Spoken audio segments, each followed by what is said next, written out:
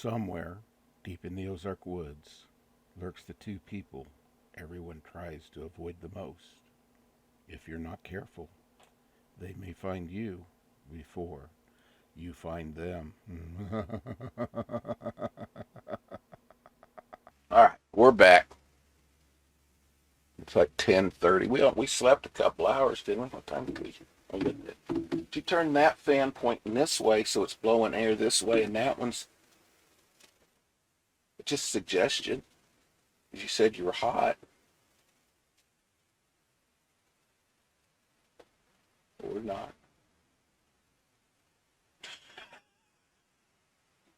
There used to be a snap. Don't snap no more. So, I don't know. Doesn't matter. We're okay. No, just don't let some of that cool air come in here. But what time did we lay down? Like 6? Or no, we went in to eat dinner about 6. And we ate dinner and was watching Vikings. I fell asleep on the sofa.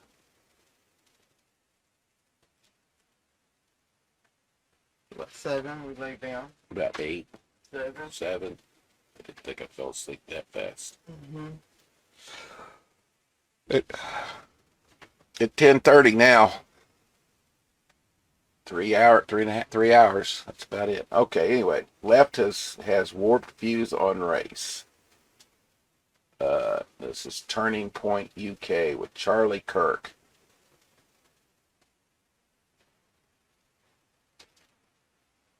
Let's see what. Phoenix. Charlie, I consider myself, like a lot of people here, pretty well-read. We listen to podcasts. There's a lot of information. And while the left has been lifting up the word racist and the accusation of racist, there's one thing I haven't heard. And can you explain why at least I have not heard any reminder and restoration or restatement of all the advances that we made during the civil rights movement? No references to letter from the Birmingham jail, Medgar Evers. That was a church history moment, and it was an American moment. And I've not heard any rhetoric to remind us of the bridge that we built. Did I not hear it? No, I think that's smart. I will say, though, that when we say that, we're told that America's just as racist as it was back then and there was no progress made. That is the belief of the media orthodoxy and the academic orthodoxy. I'll prove it to you. Derek Bell, who is the leading critical race theorist, or at least previously, in 1991, wrote an essay where he said the black man is just as unfree as he was in 1865. He wrote that in 1991. That started this argument that any progress was actually not real progress. This is preposterous, obviously, for anyone, with eyes to see or ears to hear, whether it be Major League Baseball, sporting, schools, anything, to imagine that there's no progress at all whatsoever. I think that's a smart point, though, because the civil rights movement is actually not taught the way you would think it would be taught in most public schools.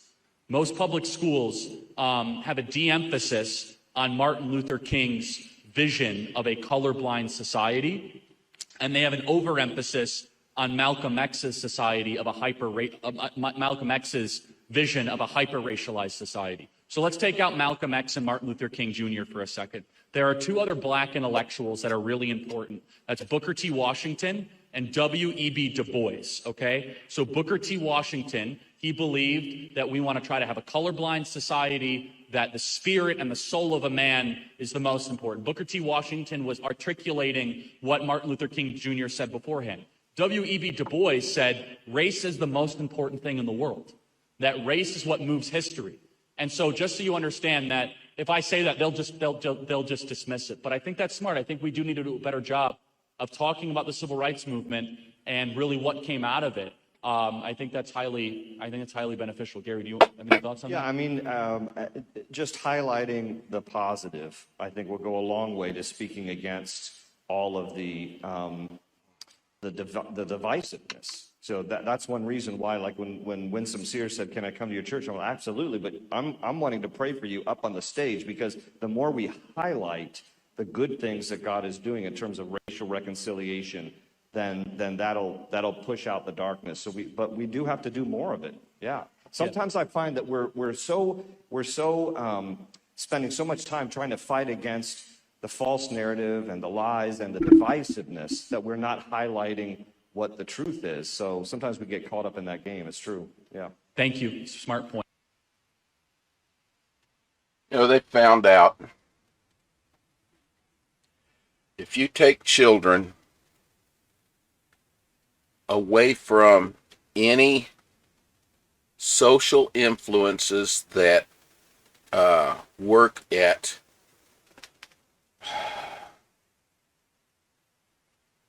individual identification by race, just get rid of that altogether. You take kids and they see black cows playing with what, out in the field with white cows, and black horses with white horses, and none of them are fighting. And then you put these black kids and these white kids and the yellow kids and the brown kids and the green kids and the purple kids together, and they don't notice, or they don't care that these other children don't have the same skin color, just like they don't care that their shirts are not the same and their pants are not. I mean, it makes no difference, because it's not inherently natural for us to do that, for us to divide up. If we are a clan species, a herd species, but we form our groups with around familiars, family, or extended family, whatever. But we do not look at we naturally do not look at the color of another person's skin as an identifying marker, unless that other person makes it that way. We do not naturally tag people who have different skin colors as being any different than us, unless that person makes their skin color a moniker, and then turns out to be detrimental to our herd. Then that's the only way. Am I making sense, or am I rambling? Keep talking.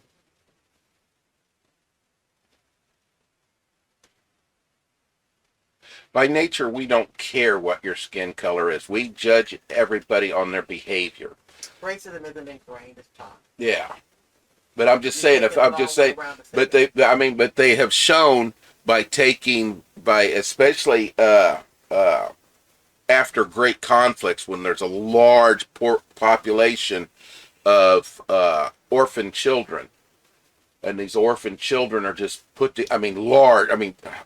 thousands, and they're with each other. They do not separate themselves by race. They will separate themselves into clans that they feel safe with, but they do not use race as a marker unless the individual that they are making a critical judgment on if this is friend or foe, if that individual makes their skin color a marker of their intent, and that intent is detrimental to the clan that's passing judgment, then that clan will start using that skin color as a... Like I just said, yeah. Racism is not, you're not born with it.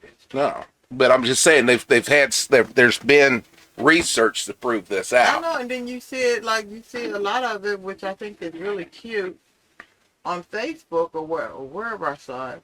Like these two little boys, one's black, one's white, And they're brothers. Twins, and they're twins. Yeah, as far as they're concerned, and they have to dress alike and stuff. So their mothers, but they're not related. not I'm just even saying they're close, not no. related, but they are friends so deep that as far as they're concerned, they are twins. And their mothers, They're a brother by another mother. they were realizing what was going on. So now the mothers are friends, and when they shop together to make sure they get those boys the same outfit, and they wear them on the same day. Yeah. They're brothers. Yeah. Look So I like mean, boy and that's little just black boy, and they just as cute as all get out. yeah. I mean, it's stupid people acting stupid. Mm-hmm.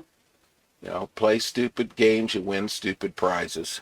Yeah, because I mean, to me, it's going.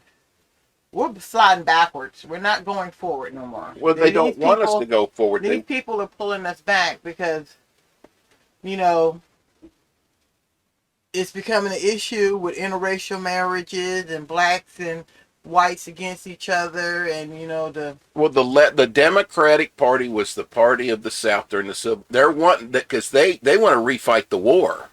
I understand, babe. I understand, but my concern is, me and you, we may not have to face any of this, but our grandchildren. We have a lot of mixed grandkids. Yeah. We have a lot of mixed grandkids.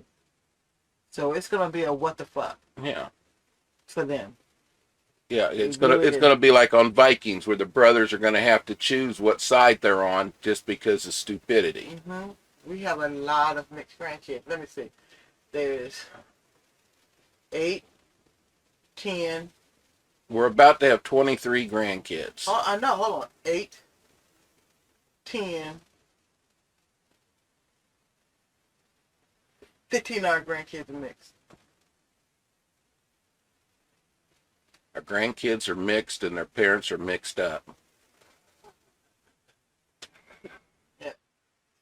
15 of our grandkids are mixed. So it's like, what the hell's gonna happen? What are those babies gonna have to face? And they go from 2 to 20.